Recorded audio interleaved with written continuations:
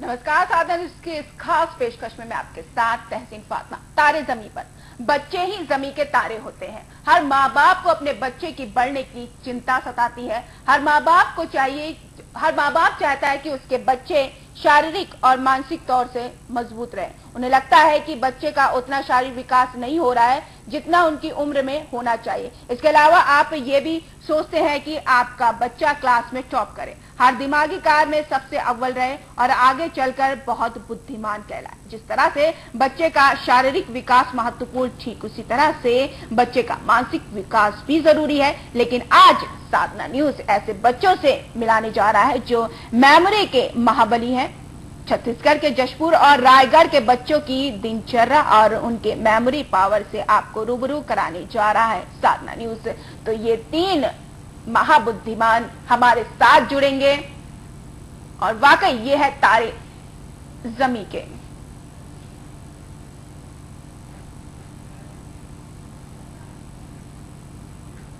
चलिए रुक कर लेते हैं हमारे रायपुर स्टूडियो का, जहां पे हमारे छत्तीसगढ़ स्टेटर आर.के. गांधी हमारे साथ जुड़ गए हैं। तमाम 3 जो बुद्धिमान बच्चे उनके साथ। आर.के. गांधी जी, वाकई हर माँ बाप का सपना होता है उसका बच्चा शारीरिक मानसिक तौर से मजबूत रहे। ऐसे में जब कुदरती तौर पर बच्चे शारीरिक मानसिक तौर पर मजबूत रहे तो वाकई माँ बाप के लिए वरदान है। लेकिन निश्चित तौर पर माँ बाप के लिए वरदान साबित होता है जब उनके बच्चे मानसिक तौर पर काफी विकसित होते हैं, और इसके लिए काफी प्रयास भी माँ बाप के द्वारा किया जाता है। लेकिन आज हमारे साथ में स्टूडियो में जो 3 मेहमान हैं, ये मेहमान का मैं तारुफ आपसे कराना चाहूंगा। ये सुपर माइंड एजुकेशन जो सोसाइटी है उनके ये बच्चे हैं। और देखिए इन बच्चों की मासूमियत को देखिए कि ये अभी जो उम्र इनका है वो खेलने कूदने का उम्र है। हमारे साथ में इनके ट्रेनर भी मौजूद हैं जिन्होंने काफी अथक प्रयास के जरिए इन बच्चों को तैयार किया है। और इन बच्चों के अगर माइंड की अगर बात की जाए, जो इनका माइंड है, जो इनका मेमोरी है, वो काफी शार्प है। हमने भी करीब आधा घंटा इनके साथ में समय बिताया और ये समझने की कोशिश की कि जो ये कह रहे हैं उस दावे में कितनी सच्चाई है। लेकिन जो इनके दावे हैं, आप इनको लेटर लिख कर दीजिए इंग्लिश में, और करीब 100 के आसपास अगर लेटर हो तो ये आपको बता सकते हैं कि 99 पे कौन सा लेटर आपने लिखा था, उसको देखने की जरूरत नहीं है। और इस तरह के ये तमाम जो लेटर हैं जिसमें पीरियोडिक टेबल, इस टेबल के जरिए हमने इनको समझा और ये लेटर हमने इनको दिया था। करीब 100 के आसपास लेटर है। लेकिन इन बच्चों ने बताया कि 65 पे कौन सा लेटर है, 75 पे कौन सा लेटर है, फिर उल्टे क्रम में भी इसको इन्होंने बताया। तो पहले हम इन तीनों बच्चों का तारुफ करना चाहेंगे। आपका क्या नाम है, आप कहाँ से आते हैं और किस तरह से आपने सुपर माइंड के लिए इसकी तैयारी की? मेरा नाम ओसई अनुराग है, मैं रायगढ़ से हूँ। ये सर सीखा। ये रायगढ़ से हैं। आपने किस तरह से इसकी तैयारी की थी? क्योंकि एक बहुत बड़ा चैलेंज होता है।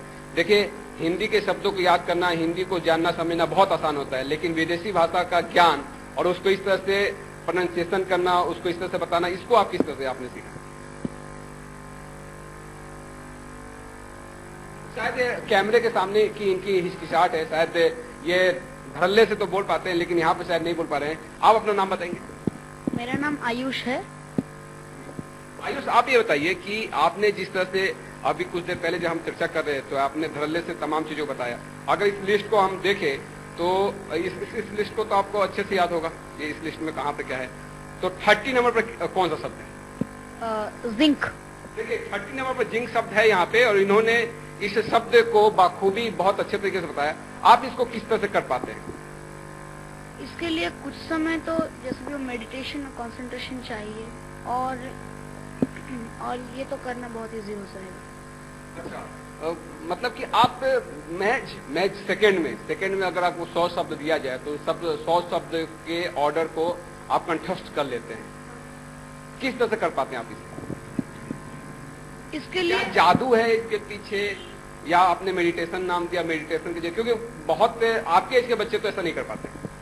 नहीं, ये सब पॉसिबल है, ये राइट ब्रेन एक्टिवेशन के द्वारा। अच्छा। तो ये राइट ब्रेन एक्टिवेशन जब होता है तो हमारा मेमोरी और पावरफुल हो जाता है, जो इजीली सब कुछ कैच करता है। आप इसे कैसे एक्टिव कर पाते हैं?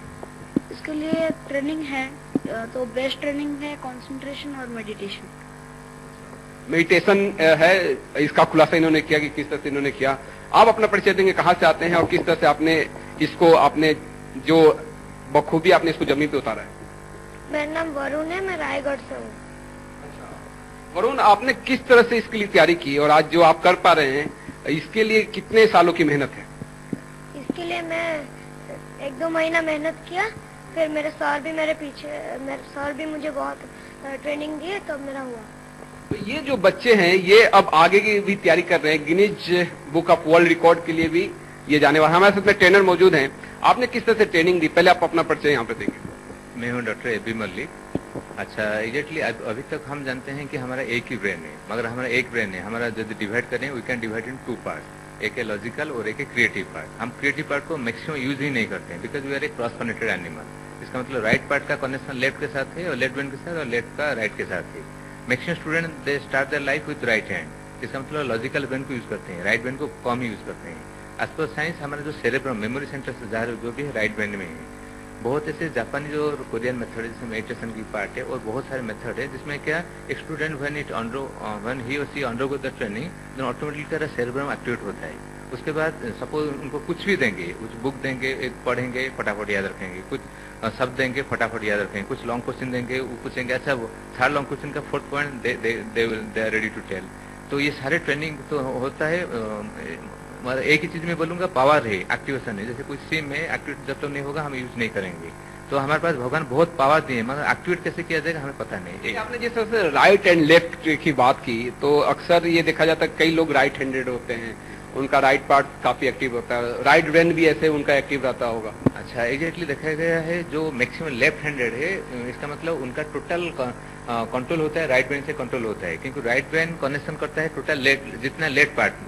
तो अभी देखा गया अमिताभ बच्चन अपने फील्ड में पूरा नंबर 1 है। इसका एक ही रीजन है ना, वो ही just using his left person. अभी मैक्सिमम क्रिकेटर जो अभी लेफ्ट में प्रैक्टिस करते हैं देखा गया वो ऑलराउंडर होते हैं। तो इसका मतलब हमारे टोटल ब्रेन को यदि हम मैक्सिमम यूज करेंगे, जिसको बोले होल ब्रेन ट्रेनिंग, जितना यूज करेंगे एक बच्चा क्या वो लॉजिकली स्ट्रांग होगा, क्रिएटिव स्ट्रांग होगा, उसका मेमोरी स्ट्रांग होगा।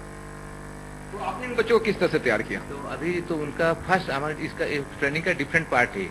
एक इम्पोर्टेंट पार्ट है ना, एक बच्चे को हम अल्फा स्टेट में लाएंगे। तो हमारा माइंड है 4 डिफरेंट स्टेट्स है, जैसे कि बीटा है, अल्फा, थीटा, डेल्टा, ऐसा है। मैक्सिमम स्टूडेंट रहते हैं बीटा, मगर बीटा है एक रिएक्टिव स्टेट ऑफ माइंड। उसमें क्या है, रिटेंशन इतना नहीं होता है। अल्फा में आराम से होता है। तो उनको ट्रेनिंग दिया है वो अल्फा काम एंड क्वाइट में कैसे आराम से आ जाए।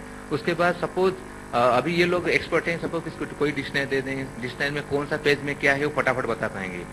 इसमें देखिए 2 पार्ट है। एक डिक्शनरी का जो नंबर है 2000 एब्स्ट्रैक्ट इन नेचर, मगर हमारा मेमोरी काम करता है पिक्चर में काम करता है, विजुअलाइजेशन में काम करता है।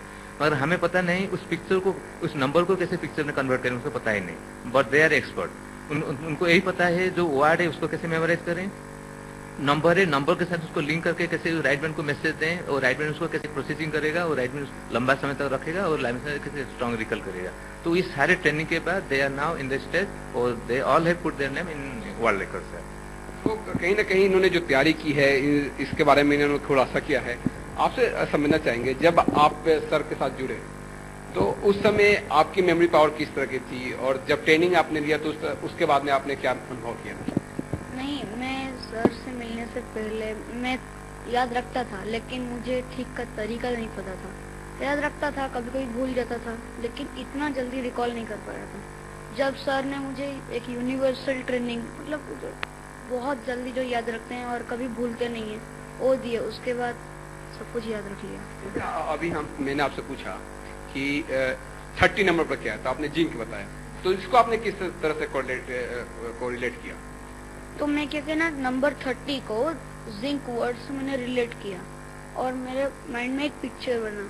तो जब भी वो पिक्चर इधर उधर घूमता है, खाली उसे कैच करना है और हमें बोलना है। अक्सर ये देखा जाता है कि जो वर्ड होते हैं, भारी भरकम वर्ड होते हैं, जैसे जिंक, तो इसको आपने किस तरह से विजुअलाइज किया? क्योंकि शब्दों को विजुअलाइज करना तो अपने आप में बहुत बड़ी बात होती है। जिंक वो तो वैसे ही हो जाता है, जिंक मटेरियल्स है, तो उसे मैंने देखा है पहले, तो उसे मैंने याद किया। फिर नंबर 30 वैसे ही मैंने कर लिया रिलेट। इस तरह से कोरिलेट किया जाता है। कहीं ना कहीं विजुअलाइजेशन जो है वो काफी अहम है। और शायद कई फिल्में जो बनी, जैसे तारे जमी पे, आज हमारे साथ में ये तमाम शख्सियत जमी पे हैं और इनसे हम समझ रहे हैं। आपसे अगर समझा जाए, जिस तरह से विजुअलाइजेशन की बात की, आप भी क्या इसी मेथड्स को अपनाते हैं कि कोई आपका अलग मेथड है? नहीं, सेम मेथड है। हम नंबर्स को किसी मतलब किसी भी कैरेक्टर में लेते हैं, फिर उस वर्ड को हम लिंक करते हैं नंबर के साथ। इस लिस्ट को आप देख रहे हो, इस लिस्ट में 81 पे क्या है? 81 पे थैलियम। थैलियम को आपने किस तरह से समझा? एक चीज और बात थी जो मेरे भी जहन में था, मेरे कैमरा पर्सन के भी जहन में था, जो हमारे साथ में मौजूद थे तमाम लोग, उनके जहन में ये था कि ये जो शब्द है रट्टू टोटा, कि रट लिए, रट के आ गए और दावे कर रहे हैं कि हम ये कर सकते हैं। तो क्या रट्टू तोते की तरह ये बच्चे हैं कि जिन्होंने पूरा किताब रट लिया है और इसके बाद में दावे करते जा रहे हैं? ये तो जहन में आएगा ही। लेकिन हमने फिर एक अलग एक्सपेरिमेंट किया, हमने खुद अपने शब्द दिए, करीब 30 के आसपास वो शब्द थे, और जब 1 मिनट के बाद हमने उन बच्चों से इस पर बात की तो उन्होंने धड़ल्ले से सारे नाम भी बताए, फिर रिवर्स में भी तमाम वर्ड्स को इन्होंने जाना, पहचाना और बताया भी। तो एक जब आप किसी के पास जाएंगे तो पहली बार में तो किसी के जन्म यही आएगा कि आपने इनको रट्टू तोता बनाया है, जिस तरह से आम स्कूलों में देखा जाता है। क्या उससे हटके है या रटन विद्या ही अहम है? सर, जो रटना होता है तो वो क्या, ऑडिटरी सिस्टम। सपोज एक डिफिकल्ट वर्ड है एंटागोनिज्म, इसका मतलब है अपोजिशन। मैं जो रटूंगा एंटागोनिज्म अपोजिशन, तो प्रोसेस होगा, first I will try to listen, then the information go to the brain. But ये प्रोसेस सिस्टम वीकेस्ट प्रोसेस है, क्योंकि यदि हमारा बच्चे यदि कोई फिल्म देखते हैं तो फटाफट फिल्म को याद रखते हैं। 6 साल बाद तो पूछेंगे तो फटाफट होता है, मगर कोई भी चीज को रटेंगे तो 24 आवर के बाद वो भूलना शुरू करेंगे। ये लोग अभी रटने से बहुत दूर हैं। अच्छा, ये लोग क्या कर रहे हैं ना, कोई भी चीज को पिक्चर बनाने में माहिर है। जो हमारा ब्रेन, जो right brain, visualisation, creativity, memory में जो राइट ब्रेन है, they are only targeting the right brain. कोई भी इन्फॉर्मेशन आप दें, वो फटाफट उसको पिक्चर बना रहे हैं, और पिक्चर का मेमोरी हमारे में 20 गुना पावरफुल है। जैसे एक डॉग में उसका अल्फाटोरी मेमोरी, मतलब स्मेलिंग मेमोरी जबरदस्त है, हमारे में क्या है, ये पिक्चर मेमोरी। मगर जो रटेंगे जो ऑडिटोरी मेमोरी काम है, मगर ऑडिटोरी मेमोरी का भगवान हमें इतना पावर नहीं दिए, तो ये रटने से बहुत दूर है। ये रटने से काफी दूर है।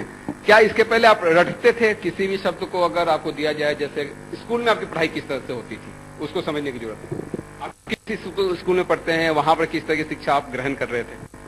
मैं सेंट जेवियर्स में पढ़ता हूँ, तो मैं पहले रटता नहीं था। टीचर्स किस तरह से पढ़ाते थे वहाँ पे?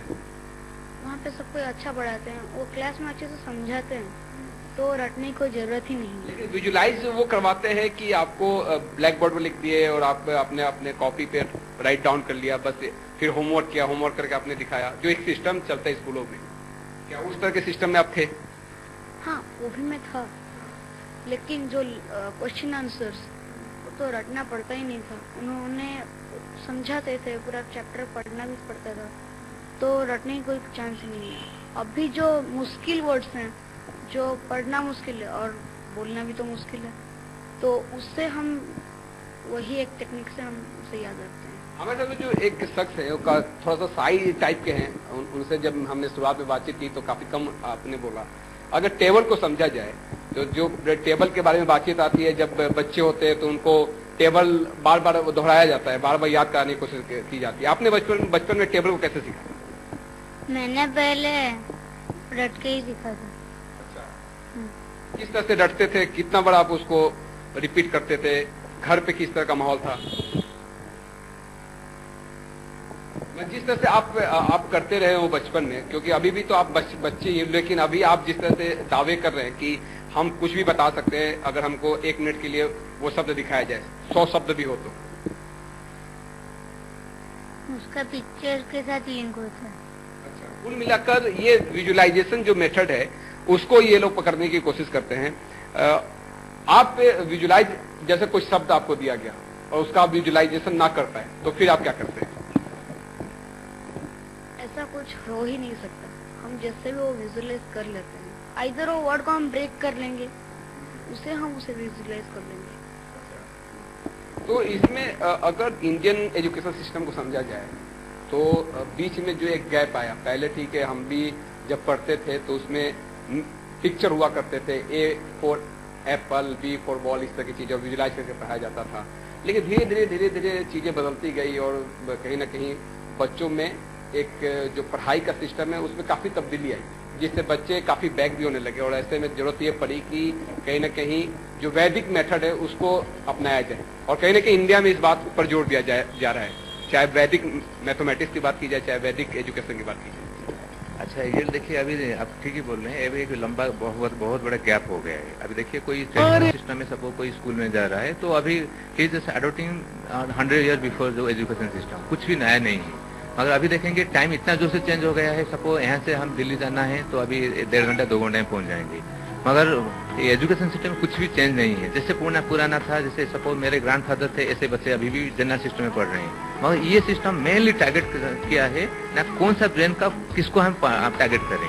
जैसे हम मैथ कर रहे हैं, लॉजिक चाहिए, हम लॉजिकल ब्रेन को टारगेट करें। मैं फिजिक्स का कुछ इक्वेशन कर रहे हैं, लॉजिकल। केमिस्ट्री का कुछ प्रॉब्लम है, लॉजिकल ब्रेन। मगर उसके बाद अभी देखेंगे इंडियन सिस्टम में सपोज हिस्ट्री है, सिविक्स है, ज्योग्राफी है, बायोलॉजी है, इंग्लिश का लॉन्ग क्वेश्चन है, शॉर्टनेस या इंग्लिश का वोकैबुलरी जो भी है, they all are related to memory. मगर हमें हमारे बच्चों को ये पता नहीं उस मेमोरी को कैसे एक्टिवेट किया जाए। वो सपोज कोई भी डाटा है, डाटा कैसे राइट ब्रेन प्रोसेस करेगा, राइट ब्रेन उसको स्टोर करेगा, राइट ब्रेन कैसे रिट्राइव करेगा, कैसे रिकल करेगा, वो सिस्टम अभी हमारे बच्चों के पास पहुंचा ही नहीं है। जो पहुंचा है बहुत कम बच्चों के पास पहुंचा है। तो मैं सोचता हूँ यदि ये इंडियन एजुकेशन सिस्टम पहुंच जाएगा, इंडिया भी एक डेवलप कंट्री में ऑटोमेटिकल पोजिशन हो जाएगा। तो कहीं ना कहीं जो सिस्टम है उस सिस्टम को लेकर हमने यहाँ पर चर्चा की। हमारे पास में Oxford A to Z of English usages है यहाँ पे मौजूद है, और ये करीब अगर इस किताब को अगर समझा जाए तो ये जो पेजेज है इसमें पेजेज 171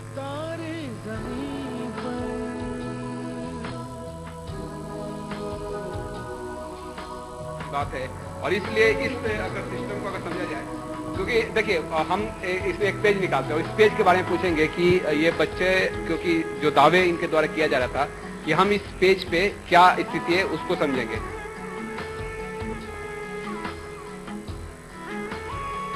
141 इस के अनुसार, हाँ देखिए 141 पे सीजनल है यहाँ पे, और इस चैप्टर को बखूबी यहाँ पे इस बच्चे ने बताया है। ये 171 पेज की किताब है, इसको किस तरह से इन्होंने विजुलाइज किया? देखिए, मैं बोलूँगा एक सबसे छोटी चीज है, सबसे छोटी चीज। ये तो हम लोग अभी टारगेट करेंगे 1200 पेज का जो ऑक्सफोर्ड डिक्शनरी को टारगेट किया है। तो मेरा कहना मतलब सबको देखिए अभी डिफिकल्ट कहाँ है। डिफिकल्ट सपोज कोई पूछ रहा है, सबको 171 एक नंबर है। As per science numbers are abstract in nature, they are having no mental picture. इसके लिए हमें सबको 3 मोबाइल नंबर दे देंगे और हमें दे देंगे 10 आदमी को देंगे। आप 10 आदमी के फेस आराम से हमें पकड़ पाएंगे, मगर जो 3 नंबर उसको याद रखना डिफिकल्ट है। द रीजन इज दैट जो 3 नंबर है, उस 3 नंबर को हमारा राइट ब्रेन, हमारा सेरेब्रम, हमारा मेमोरी सिस्टम उसको अभी तक अडॉप्ट नहीं किया है। एक मेन प्रॉब्लम है। मगर इन लोगों को अभी इतना ट्रेंड हो चुके हैं, आप जो भी दे दीजिए, जो भी सपोज बायोलॉजी हो, केमिस्ट्री हो, हिस्ट्री हो या ऑक्सफोर्ड डिक्शनरी का कोई भी नंबर हो, they are ready to make it a picture fast. Then they start linking with a different way. कैसे सपोज आप देखिए कोई भी बच्चा अभी सपोज कार्टून के आगे अभी लंबा समय तक बैठता है, रीजन है उसके as per his mind the cartoon is made. Suppose अभी देखिए डोरेमोन है या शिनचैन है, तो अभी उसमें क्या होता है ना, लॉ ऑफ ऑडिटी है, कुछ लॉ है। जैसे सपोज डोरेमोन जा रहा है, किसको ऐसे किक कर रहा है, कभी उड़ने शुरू, हम देखेंगे अब बोले अरे क्या बकवास है, मगर बच्चों के लिए ये पूरा कुछ ऑड है। एज पर साइंस कोई भी ऑड चीज, कोई भी रिडिकुलस चीज हमारा माइंड फटाफट पकड़ता है, वो उसको हम लंबा समय तक हम माइंड में रखते हैं। जैसे इसी कॉन्सेप्ट में हुआ है हमारा कार्टून बना है, इसी कॉन्सेप्ट बना है। इस पर भी चर्चा करेंगे। खासतौर पर देखा जाए तो जो बस्ते का बोझ होता है वो काफी होता है। आप भी स्कूल जाते हैं तो किताबों का बोझ आप लेकर जाते हैं, एक सब्जेक्ट का किताब आपके पास रहता है, फिर उसको पढ़ना, उसको समझना, फिर उसको उस पर जो सारी चीजें हैं उस पर होमवर्क कर टीचर को भी बताना। किस तरह की, अगर तमाम जो बच्चे देख रहे होंगे हमारा प्रोग्राम, आप क्या मैसेज देना चाहेंगे? क्योंकि आज के बच्चे कार्टून नेटवर्क, जो सर ने बताया कि कार्टून नेटवर्क में बहुत बिजी है, उनको कार्टून देखना है, उनको मूवी देखना पसंद आता है, चाहे वो गेम खेलना पसंद करते हैं। आप क्या पसंद करते हैं और किस तरह से आप मैनेज करते हैं? नहीं, मुझे भी यह सब पसंद है, लेकिन इतना भी मैं नहीं करता। मुझे खेलना पसंद है, टीवी भी देखना पसंद है, लेकिन इतना समय मैं नहीं देता। तो जब भी लीजर हो, कुछ काम ना हो, बोरिंग हो रहा होगा, तब मैं देख लेता हूँ। लेकिन नेक्स्ट जब कुछ करना होता है, कुछ भी काम तो मतलब परफेक्ट होना होता है, तो उसी पे ही मैं ध्यान देता हूँ। जब आपने विजुलाइज किया, शब्दों को समझा, जाना, उसके बाद में आपका रूटीन किस तरह से बदला? क्योंकि रूटीन में तो बदलाव तो हुआ ही होगा, क्योंकि आपने एक ऐसी चीज को समझा जो आपके लिए काफी फ्रूटफुल है, आपके लाइफ के लिए, आपके फ्यूचर के लिए, आपके करियर के लिए। हाँ, तो रात में कुछ समय मेडिटेशन करके सोना होगा, तो सुबह उठ के ही मेडिटेशन में क्या करते हो आप? मेडिटेशन में हम आंख बंद करते हैं और हमारे मन के अंदर जो शांति है उससे बाहर निकालते हैं। कुछ भी हम नहीं बोलेंगे, एटलीस्ट 15 मिनट तो हो। में क्या होता है जब आप कुछ नहीं बोलते, दिमाग को शांत करना, उसको किस तरह से आप कर पाते हो? हमारा विजुअल होता है, कुछ भी हम सुबह से जो भी देखे हैं, सुने हैं, वो सब आएगा मन में, तो वो एक तरफ गया, और जो हम पढ़े हैं वो भी एक एक आएगा, तो वो सब इजी होता है। तो नेक्स्ट डे जब आप पूछेंगे वो सब एक एक आ जाएगा। क्या आपके साथ कैसा होता है? आप क्या मेडिटेशन करते हो? मैं आँख बंद करके 15 मिनट बैठ के अपने माइंड को रिलैक्स करना होता है।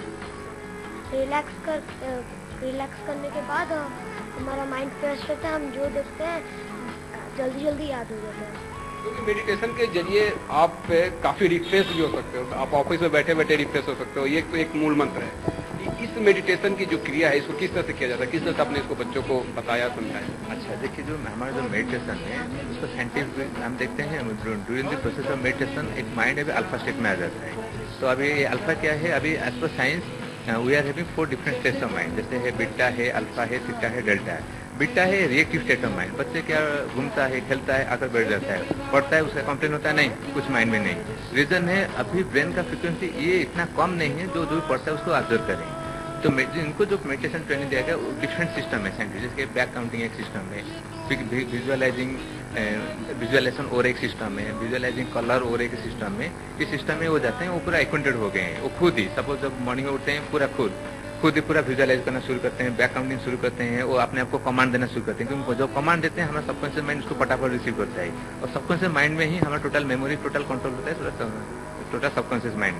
तो उसके बाद जब रात से सोने से पहले ऑटोमेटिकली हम नेचुरल अल्फा में हैं। प्लस अभी ये total technique, total method use करते हैं, यूज करने के बाद देखते हैं ये सारे जब यूज होता है तो ऑटोमेटिकली एक मेमोरी सिस्टम और स्ट्रॉन्गर हो जाता है। आप इतना कुछ जानते हो, इतना कुछ समझते हैं, आपने ये सब कहाँ से सीखा और किस तरह से इसको बच्चों को आपने सिखा? क्योंकि बच्चा जो होता है वो तो कच्ची मिट्टी होता है, आप उसको जिस तरह से शेप में डालो उस तरह से वो शेप में ढलता जाता है। एग्जैक्टली, मेरा प्रोफेशन है research. I have also invented a machine on mind power. इस मशीन है, जिस मशीन में हम जान पाएंगे ये बच्चा whether he is in a learning state और not in learning state, that is called Neuroviz machine. तो कहना मतलब regular research is one of the part. For the last 17 years I have been in the profession. और research से हम बहुत अभी क्या थे, बहुत हमें एक्सपेरिमेंट करते हैं, बहुत पढ़ाई करना पड़ता है, वहाँ से कोई सारे सीखते। APJ अब्दुल कलाम ने भी कहा था कि रिसर्च काफी अहम होता है। रिसर्च को आप समझ पाते हैं क्या है रिसर्च किस तरह से डे टू डे लाइफ में करना चाहिए? रिसर्च मतलब मुझे इतना पता है कि किसी बारे में ज्यादातर जानना। जानने के लिए क्या करते हो आप? जानने के लिए तो बहुत मन होता है, तो जितना बुक, इंटरनेट जहाँ पे न्यूज़पेपर निकालते हैं, फिर उसे समझते हैं। लेकिन आज तो पूरी दुनिया एक छोटे से सर्च इंजन में सिमट सी गई है, आप कुछ भी गूगल में डालो तुरंत मिल जाता है, ये भी बात है। आप किस तरह से इंटरनेट की दुनिया और किताबी दुनिया में इस सब में मैनेज कर पाते हैं?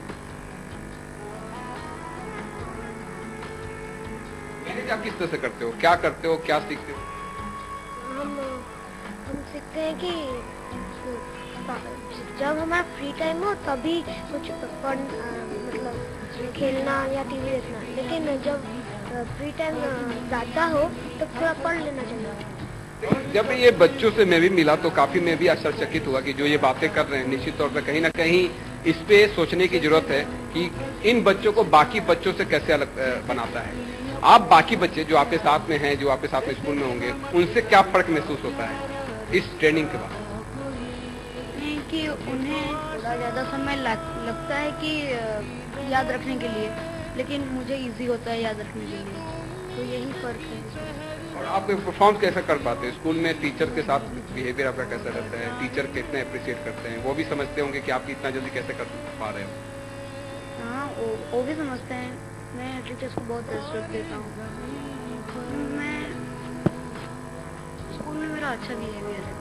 बिहेवियर तो अच्छा है ही, लेकिन इसमें एक चीज है कि अभी एपीजे अब्दुल कलाम शिक्षा गुणवत्ता अभियान चलाया गया, प्रत्येक के राज्यों में अभियान चला, लेकिन इस अभियान में एक बातें निकल के सामने आई। जैसे इनका आईक्यू अगर मैं समझ रहा हूं तो ये अपने क्लास के करीब 2-3 क्लास आगे के आईक्यू के बराबर की बात ये करते जा रहे हैं।